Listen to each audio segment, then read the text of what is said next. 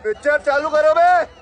आज की ये बहस सिर्फ ध्यान भटकाने के लिए की जा रही है, क्योंकि ये सरकार इस देश के वर्तमान की असलियत छिपाना चाहती है। आज देश का युवा कितना परेशान है, कितनी मुश्किल में है। पेपर लीक होते रहते हैं, बेरोजगारी है, महंगाई इतनी बढ़ चुकी है। इसकी चर्चा हम सदन में क्यों नहीं कर रहे हैं? आरक्षण के साथ जो हो रहा खिलवाड़ है, उसकी चर्चा हम यहाँ क्यों नहीं कर रहे हैं? महिलाओं की बात होगी, बड़े बड़े ऐलान होंगे, मगर उनकी परिस्थितियों को सुधारने के लिए कोई ठोस कदम यहाँ क्यों नहीं उठाया जा रहा है?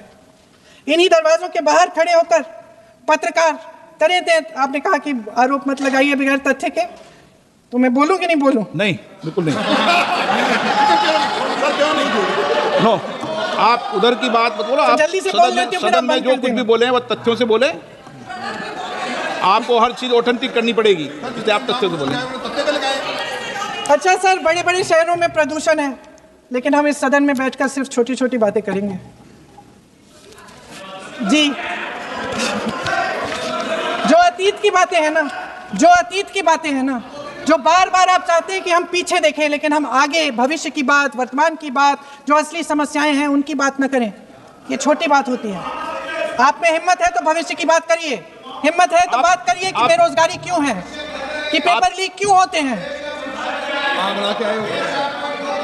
आप चेयर को एड्रेस करें। आपको अच्छा, खत्म कर लेती हूँ।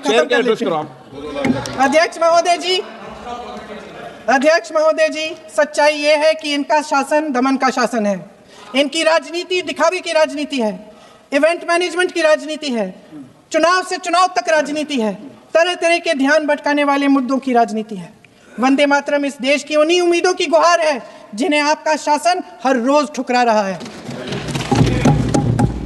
आज भी सरहद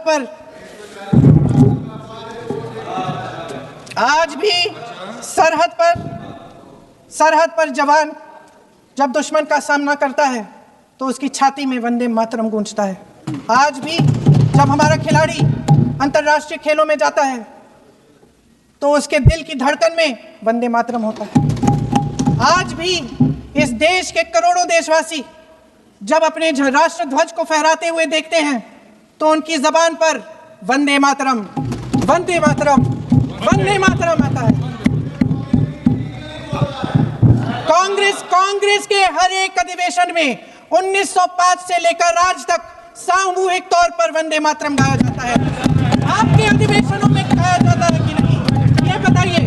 यहाँ पर इन लोगों ने डराना, धमकाना, धक्का मुक्की, ऐसा कोई इन्होंने किसी तरह की कोई बदतमीजी नहीं है जो एक भी दिन इन्होंने संसद भवन चलने नहीं दिया। हम जनता के प्रतिनिधि हैं, हम यहाँ पर उनकी आवाज लेकर आते हैं, हम कुछ सीखने आते हैं, हम नए सांसद हैं। इन्होंने संसद अगर पिछले 2-3 दिन को छोड़ा जाए तो साल पर शायद ही थोड़ा चलने दिया है। एसआईआर कर करके इन्होंने यहाँ पे तमाशे किए, लेकिन अब जब इनको बोलने की बारी आई एसआईआर पे, तो अध्यक्ष महोदय जी, हम देख रहे हैं कि कल leader of opposition Rahul Gandhi ji ने, मुझे लगा क्या खुलासा होगा, हम भी बड़े उत्सुक थे। सारी साल हमने एक ही शब्द सुना है, अब ये क्या ग्रैंड रेवलेशन होगी। लेकिन राहुल गांधी जी जो लीडर ऑफ ऑपोजिशन है, उन्होंने कल जब कहा खादी है, खादी में धागे हैं, धागे में लोग हैं, लोगों के अंदर, उनको जब कहा गया कि आप पॉइंट की बात कीजिए, तो उन्होंने कहा कि मैं अपना फ्रेम कर रहा हूं, मैं अपना आर्गुमेंट फ्रेम कर रहा हूं। और इतनी देर बाद जब वो फ्रेम करके पहुंचे तो ले देकर वो वापस उसी अंतरराष्ट्रीय मूल की महिला।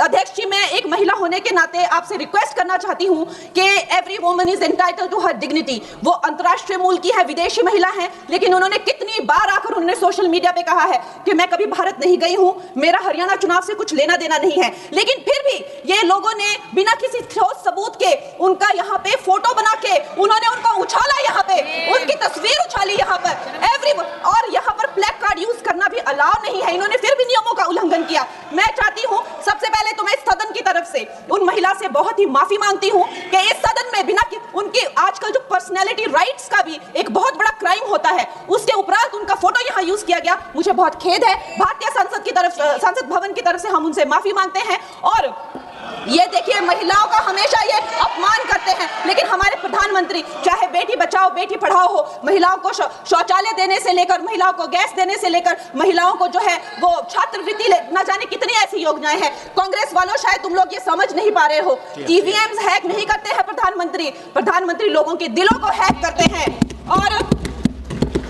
और ये लोग दुहाई देते हैं कि वो जो पुराने जमाने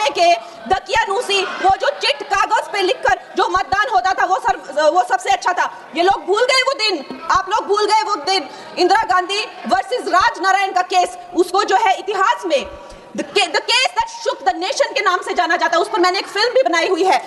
वोट चोरी और वोटों की धांधली के लिए एक प्रधानमंत्री पे एक साधारण से नेता ने केस किया था और उस धांधली में वो पकड़ी गई थी।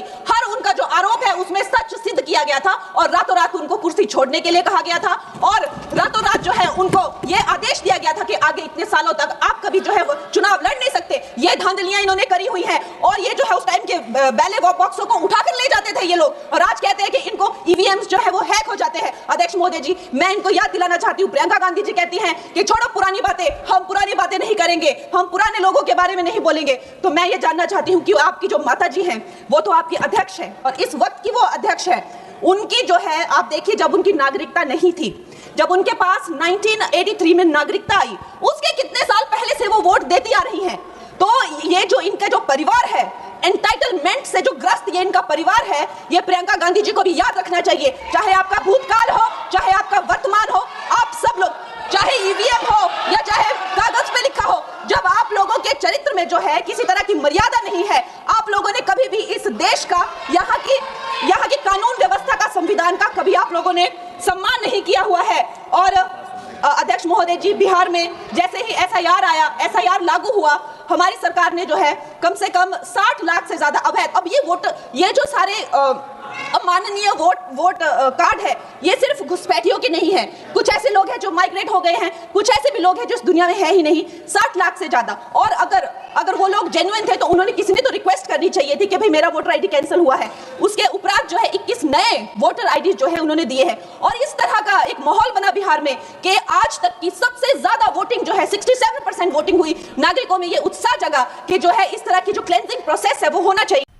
मजा आया और मैं ये जो मजा है हिंदुस्तान के हर व्यक्ति को देना चाहता हूं।